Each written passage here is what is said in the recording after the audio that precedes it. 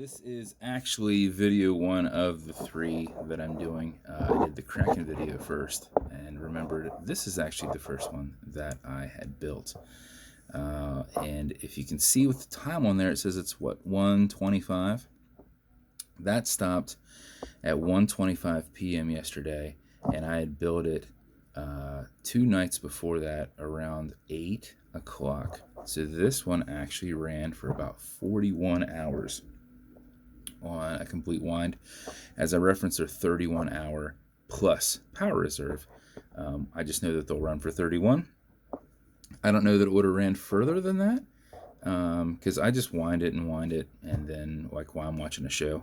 So I have no idea if I could have put more input into it. You don't really know because there's no, you can just wind them forever.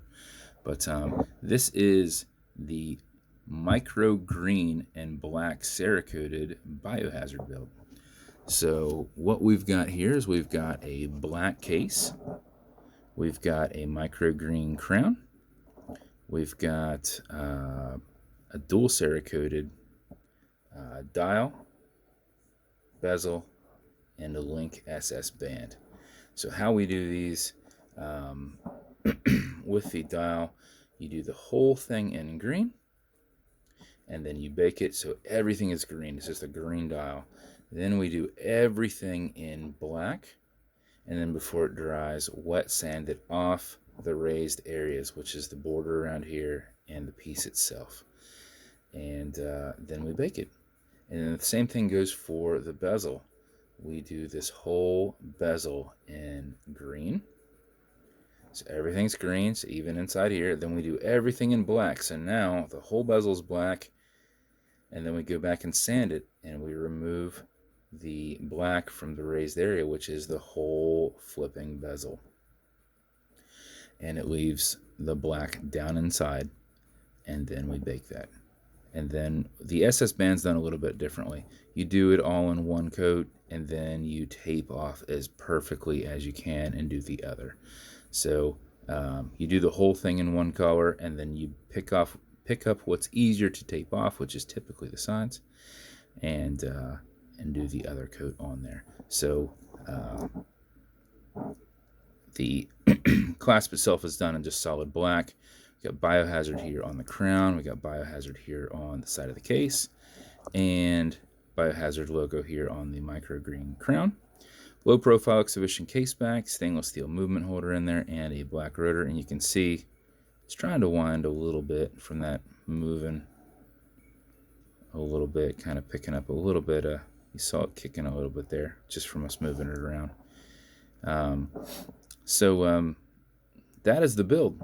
Black handset. This was a pilot handset, so this used to be white in the front, and then we acetone soaked them, removing the loom, repainted the whole things, and then re-loomed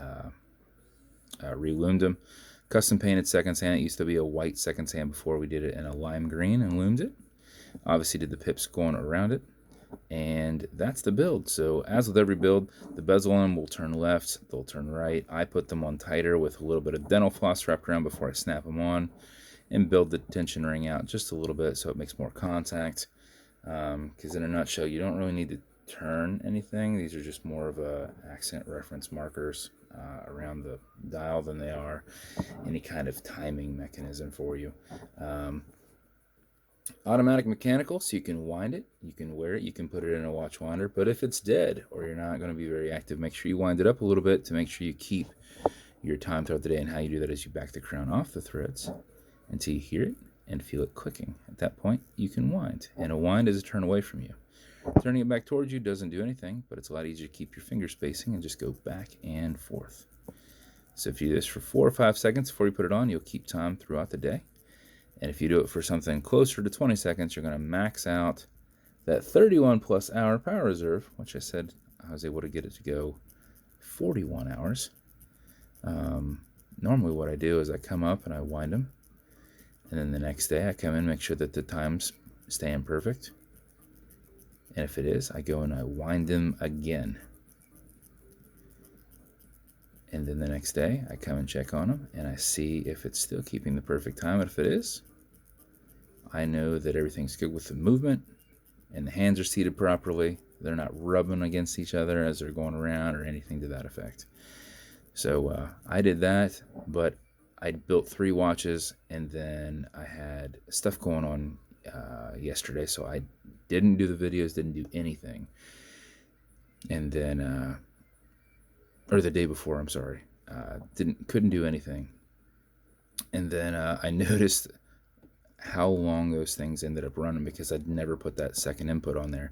And I went back and I checked the timestamps on when I took the photo in the photo box, because after I do that photo is when I wind them up and I go over and I lay them on this burlap sack so that the wife the next morning can come in and do the beads for them. So they're wound up and they're set, and that's the first thing she does is make sure, hey, those are keeping time, make sure nothing's wrong with any of them, and mix beads for them. So I basically never came back to it from then, and I had to check when I did the pictures because one of them was ended up being 36, one of them ended up being 38 or 39, and one ended up being 41 hours difference. And I was like, man, that is nuts. So those other ones might have ran longer, or maybe I just didn't wind them up as much. I don't really know. I have no clue. But after you get this thing wound up, you pull it to the one and only click, and at that point you can now set your time. So it has a wobble crown that deflects lateral pressure from going into the stem and into the movement. It deflects, that pressure you're putting against that stem. So when you're pushing and prying on it, you're not bending anything, you're hurting anything. If you don't like it, just pull it a little straight and you won't even feel it. I just put some tension there and you can see it doesn't do anything. Okay, Google, what time is it? It's 12:27 p.m. 12:27 p.m. And then when you're good, let's bring this up just a little bit. Use a little bit more light here. When you're good, push it over and out of that time setting and screw it down. And that is the build as a whole. You can kind of see how that dual layer cerakote looks. One layer's down there. Hey, my mail's here. And that's a package. That is movements for more watches. So they were in the hub last night or this morning at 2 in the morning. So I know that I will be able to build some watches this weekend. So that's the build as a whole. As with every build, you get matching beads. This one, my guy did as close as he could the green stain on a biohazard box. It's going to come with watch cleaner. This is good on all glass and metal parts. So this watch as a whole, non-toxic, non-residue, non-streaking. And then some fine scratch remover. This is Novus 2 from Amazon, just repackaged. What is under here? Man, there's something under here that I'm going to have to address. Oh, it's this piece in the middle coming up. Man, this is annoying. I must have put too much pressure on that. You can see that. Yeah, man.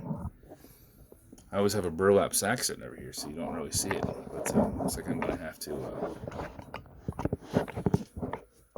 do some better screws or something in it. The one came with it. It's going to have some fine scratch remover in there. This is Novus 2 from Amazon, just repackaged. It's like a poly watch for your acrylic glass, which you can scratch, but if you do, not a big deal. Just put a tiny bit on there, buff against it using your included microfiber.